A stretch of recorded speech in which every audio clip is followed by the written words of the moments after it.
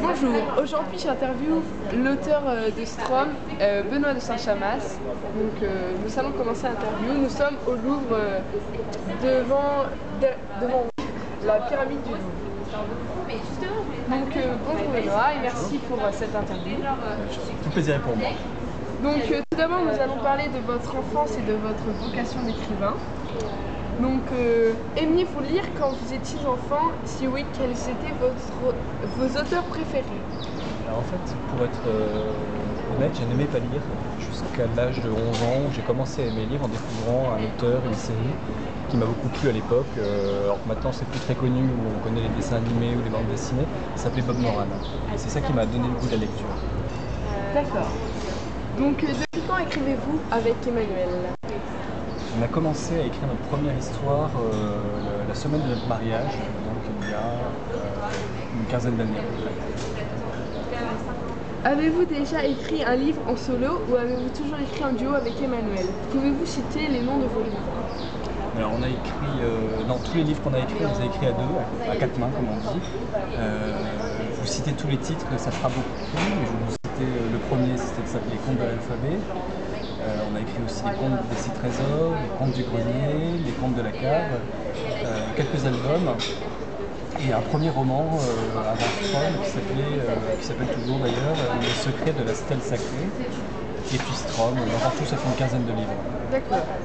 Comment écrivez-vous avec Emmanuel? Il faut être très organisé parce que on a un métier par ailleurs. Moi je travaille justement ici au Musée du Louvre. Emmanuel donne des cours dans une école qui s'appelle Sciences Po et on a 3 enfants. Donc du coup c'est le soir, 2 soirées par semaine ou après le travail, quand les enfants sont couchés, une nouvelle journée commence et puis on réfléchit aux idées, ou on écrit, mais on n'écrit pas chacun une partie pour éviter les ruptures de style qui peuvent être gênantes à la lecture. Donc on a une méthode très organisée de travail, on fait un plan détaillé ensemble. Moi je fais le premier jet d'écriture, on retravaille les textes ensemble. D'accord, donc maintenant nous allons parler de la saga événement que vous avez écrit, la trilogie Strom. Donc pouvez-vous nous présenter rapidement la série Strom et de quoi parle l'intrigue du livre? Le point de départ c'est le cerveau humain. Parce que le cerveau humain c'est quelque chose de très mystérieux parce qu'il paraît qu'on n'utilise que 10% de nos capacités. Et le point de départ de Strom c'est ça. On a imaginé, si on n'utilise que 10%, à quoi sert le reste? Et on a imaginé qu'il y avait des capacités inexploitées dans le cerveau humain, une espèce de pouvoir. Et ce pouvoir c'est le Strom justement. Et donc l'idée de l'histoire c'est deux enfants d'une douzaine d'années qui vont rentrer dans une organisation secrète, ici même dans les sous-sols du Louvre. C'est une organisation très ancienne où ils vont apprendre à devenir des chevaliers, des insolites. Leur arme, c'est une chevalerie du temps moderne un petit peu, et leur arme c'est pas des épées ou des armures, c'est justement ce Strom qui réside en eux. D'accord. Depuis combien de temps et comment réfléchissez-vous à cette saga? L'idée est venue en plusieurs fois, d'un article qu'on avait lu sur le cerveau et les capacités inutilisées, d'une visite qu'on avait fait de nuit au Louvre. Le Louvre est un endroit déjà magique le jour, mais la nuit quand on est seul avec une lampe électrique c'est encore plus magique. Ça stimule l'imagination et puis aussi de voyages, beaucoup de voyages, notamment un voyage que j'avais fait au Soudan où on avait un chantier de fouilles archéologiques et c'est en discutant avec un archéologue que m'était venue l'idée d'une découverte un peu inattendue faite dans un tombeau. D'accord. Où avez-vous puisé l'inspiration de votre roman? Je crois que vous avez répondu à cette question. L'inspiration, c'est toujours quelque chose de très mystérieux. L'inspiration, c'est des mélanges de livres qu'on a lus, de films qu'on a vus, d'expériences personnelles aussi, d'histoires de famille. Et quand on écrit des livres, les yeux et les oreilles, ça devient un peu des éponges. On capte ce qui est autour de nous. Donc l'inspiration, on peut y voir un peu de Harry Potter, un peu d'Indiana Jones, un petit peu de Star Wars, et plein d'autres choses. Les deux héros, Raphaël et Raphaël, ne sont-ils pas le reflet de vous-même, Emmanuel et vous? Alors c'est plus compliqué que ça parce que c'est souvent des mélanges. Alors pourquoi on les a appelés comme ça aussi ça répond un peu à la question de tout à l'heure sur l'inspiration. C'est parce que notre fille, on a une fille qui a 12 ans et depuis la maternelle, elle est en classe avec un garçon qui s'appelle Raphaël, une fille qui s'appelle Raphaël. Et à la maison, elle nous parlait tout le temps de Raphaël, on ne savait jamais si c'était le garçon ou la fille.